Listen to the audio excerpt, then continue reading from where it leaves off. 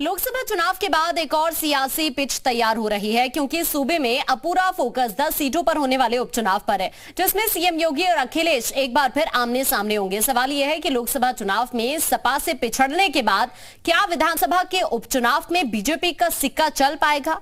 क्या योगी इन 10 सीटों पर अपना दम दिखा पाएंगे? दोनों तरफ से ताल ठोकने के लिए क्या तैयारी है, इस रिपोर्ट में देखिए।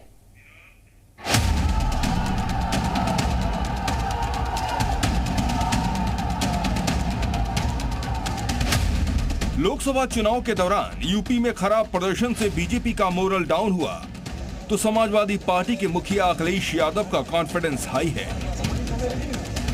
मगर अब यूपी में अगले राउंड की तैयारी है क्योंकि सूबे में 10 विधानसभा सीटों पर उपचुनाव होना है।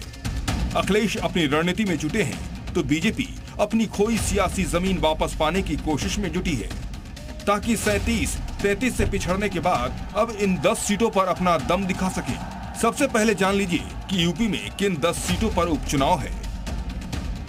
ये सीटें हैं करहल, कुरंदकी, मझवा, मिल्कीपुर, गाजियाबाद, कठेरी, सीसामऊ, फूलपुर, खैर और मीरापुर। उत्तर प्रदेश का ये उपचुनाव एनडीए और इंडिया गठबंधन दोनों के लिए काफी अहमियत रखता है। एक तरफ अखिलेश यादव लोकसभा चुनाव में जीत का मोमेंट बरकरार रखना चाहते हैं, इसके लिए वो फिर से पीडीए हिट फॉर्मूले की राह पर हैं। दरअसल उत्तर प्रदेश में पिछड़ा 40 से 50%, दलित करीब 21%, अल्पसंख्यक 19% है। सूबे में इसी समीकरण के बूते अखिलेश की पार्टी यूपी चुनाव का अगला राउंड भी जीतने की उम्मीद में है। लोकसभा चुनाव में भले ही बीजेपी चूक गई, लेकिन 10 सीटों पर होने वाले उपचुनाव में अखिलेश को मात देने के लिए कमर कस चुकी है। योगी सरकार का पूरा ध्यान जनहित की योजनाओं पर है। अब तक योगी के कई निर्देश आ चुके हैं, कई की तैयारी है।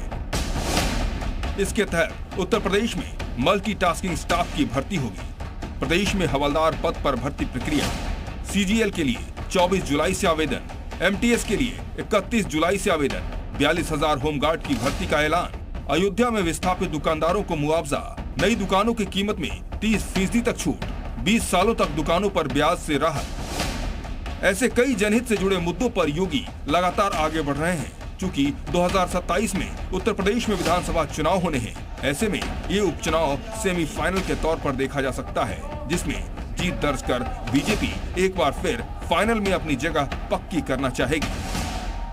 तो पीडीए का नारा और इसके साथ जातिगत समीकरण को साधकर उपचुनाव को जीतने का पूरा प्लान बना है।